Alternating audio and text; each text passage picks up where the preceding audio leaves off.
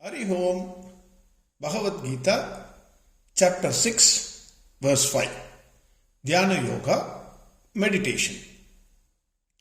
In the last verse, Bhgwan Krishna said, "Hey Arjuna, when a person is neither attached to sense objects of this world, nor to actions, and when one has renounced the cause of desires, that is thought is the cause for all desires. When one has renounced all his thoughts, then he is said to have attained perfection." This is what Bhgwan Krishna said in verse 4. Now verse 5. Wonderful verse. Uttaredatmanatmanam natmanam avasadayet atmaivahyatmano bandhugu Atmaiva riburatmanagam. This is an eye-opener for all. Everybody, whether you are in spiritual field or in other field, whatever field you are, this is an eye-opener for all of us. Who can help me in attaining self-perfection? That is the question. Who can help me? Bhgwan Krishna says, no one in this universe can help you in attaining self-perfection. Man is an animal. We are all animalistic instincts. We are always animal. We are shouting like dog, jumping like monkeys, from our thoughts, one branch of the thought to another branch. So we are all animals. But every man at some point in time realizes he wants to move up in the ladder. He wants to evaluate himself. He wants to become a perfect man. So, what is the way out? From an imperfect man to a perfect man. First, man is an animal. So, he wants to become a man. Animal to man. Then that man realizes, no, this is not enough. I want to become a perfect man. I want to climb the ladder. What is the way out? Is there anyone in this world who can help me? Can I go to a guru? Can I read the scripture books, Vedas, daily? Can I recite slogas or do pujas? Can I go to temples? Is there any way out to make me a perfect man? So, all these things, going to Guru, reading scriptures, everything, or hearing Bhagavad Gita, everything helps, definitely helps. It is not that they won't help. But in the process of attaining self-perfection, nothing can help you. They may guide you, they may take you to a certain extent.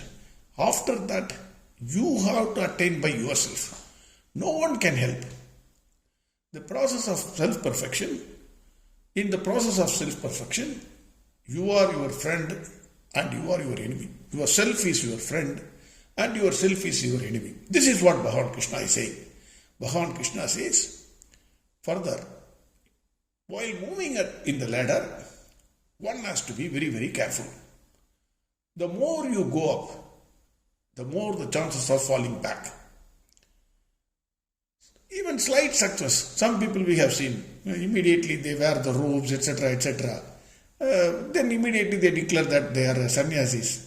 But within a few years, you will find they will fall back because they don't control their sense organs perfectly.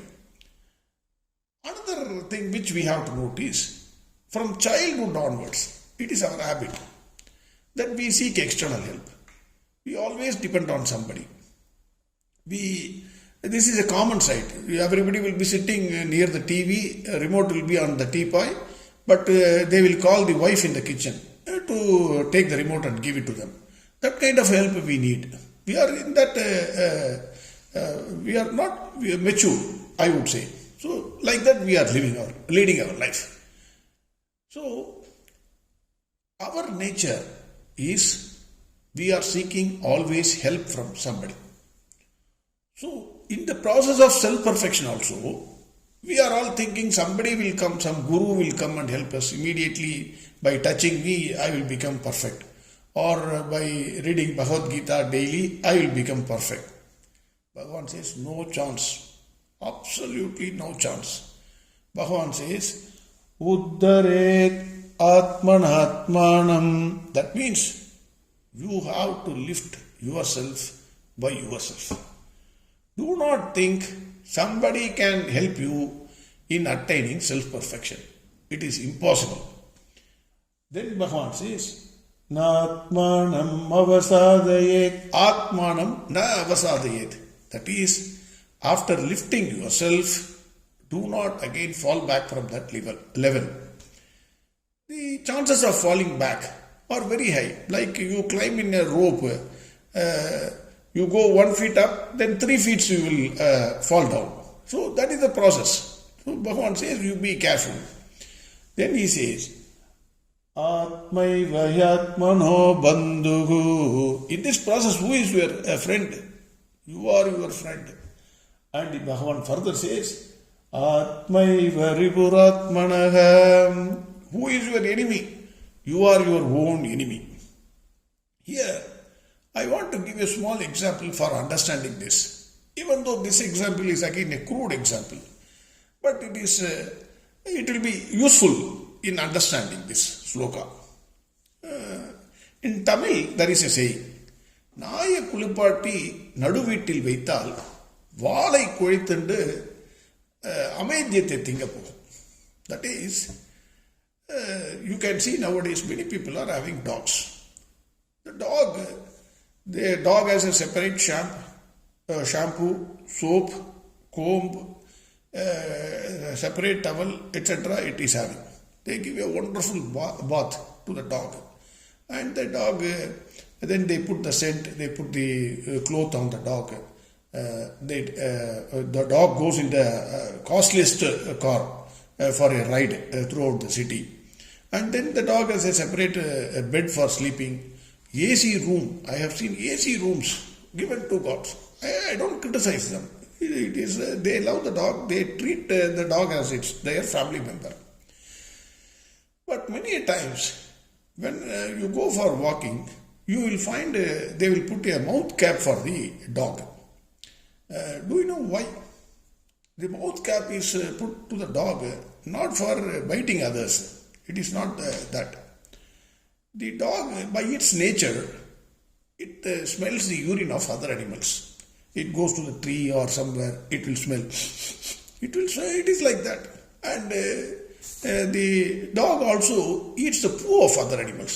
That is the nature of dog. Yeah, so, the nature of dog is whatever you do, you give them its best bath, put scent, you give them wonderful food.